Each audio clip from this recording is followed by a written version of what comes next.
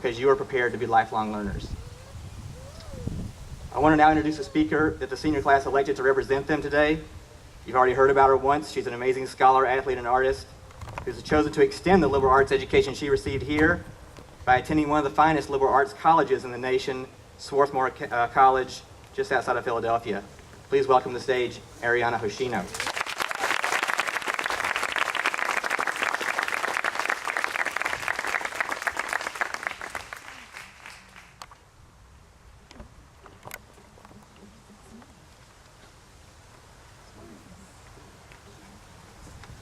Good morning. Morning. As you probably know by now, my name is Ariana Hoshino.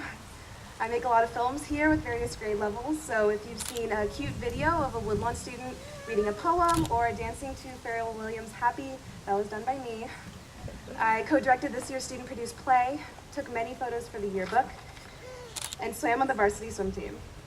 I can say with absolute confidence that I wouldn't have done any of it without the support of the Woodlawn community. These students, teachers, administration, and parents are some of the most amazing people I've ever met. And to understand this, all you have to do is take a look at our senior class. We are confident and accomplished. We care about each other and this school. And I think I speak for all of us when I say, even though we're excited for college, Woodlawn will always have a special place in our hearts. Today I'd like to share a few stories about this class.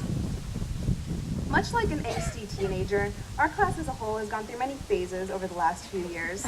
And this is important in order to understand why we chose the fish as our class mascot. Our junior year, Mr. Donnelly was given the almost impossible task of motivating us to do something productive. The task at hand was finding our class mascot, an animal or thing that would represent our class personality.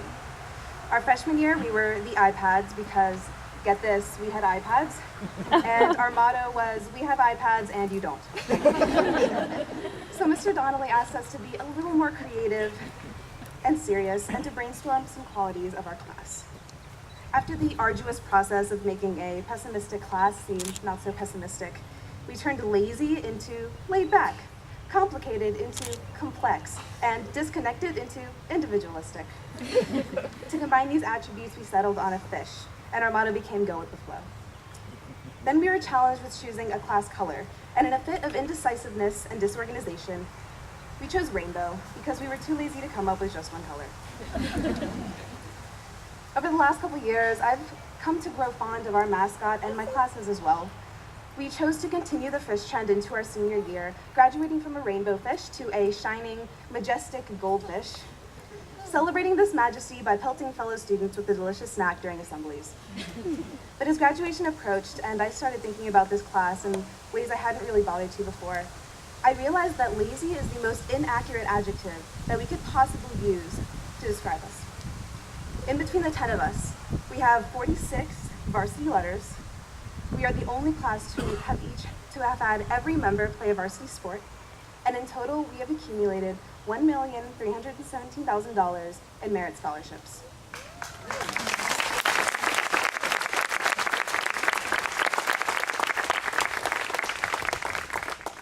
But most impressive of all, we won the high school gingerbread house and Christmas tree competitions this year, which is impressive considering last year we decorated our tree with trash found around Woods Hall.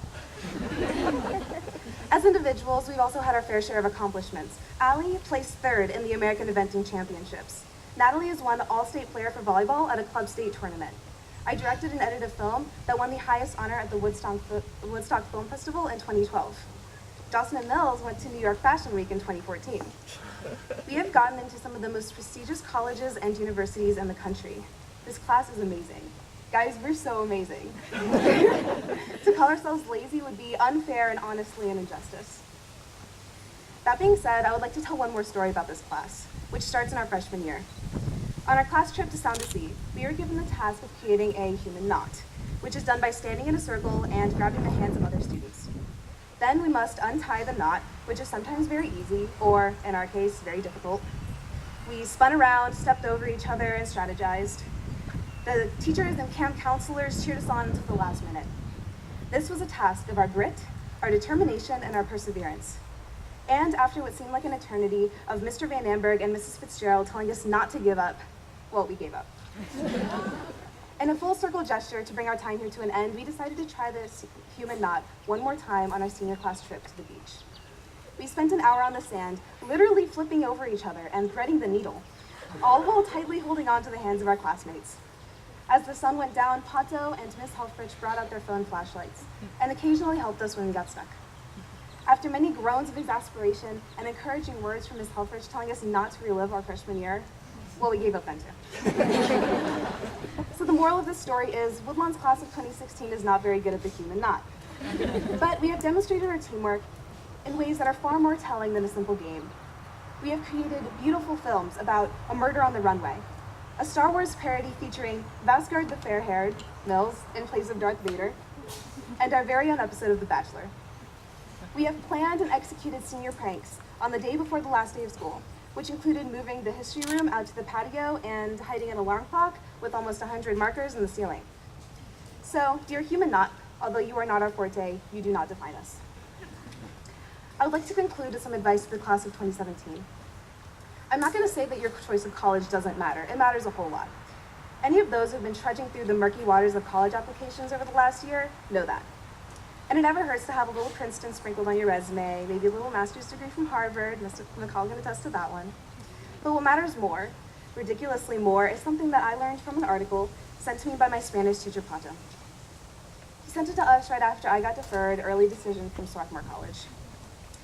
This article was about college and how you are as a person matters more than your college choice, more than your grad school choice, more than your GPA, and absolutely, definitely more than your test score.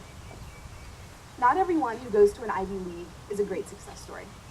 The ones who are successful are the ones who choose to be, those who are driven and ambitious, those who want to have a good future, those who make goals. Rising seniors, you have one more year of high school and 4 years of college to make a name for yourself and accomplish those goals.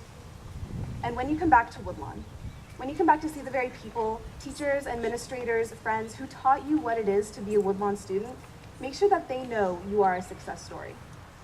Prove to your teachers that they've made a difference in your life, not just by sharing their knowledge, but by showing you what it means to be caring, passionate, and resilient. You don't have to come back as Bill Gates, or Steve Jobs, or our Woodlawn equivalent, Mr. Bowman. You just need to come back happy. Even if you don't know exactly where you're going or how much money you'll have in the bank tomorrow, know that you have been the best friend, student, teacher, and person that you could have been. Woodlawn will always be here, always ready to welcome you back with open arms. To the rest of the students of Woodlawn, the class of 2016 has shown you how to go with the flow. But you should also remember to be enthusiastic and motivating, like Natalie. Be meticulous and collected, like Drew. Like Bennett, don't take yourself too seriously. Be humble, like Allie. Stay trendy, like Jocelyn. Laugh a little, like Mills. Be witty, like Spencer, and pensive, like Bella. Give it your all, like Taylor. And maybe, if you're feeling up to it, make a short film or two. Thank you.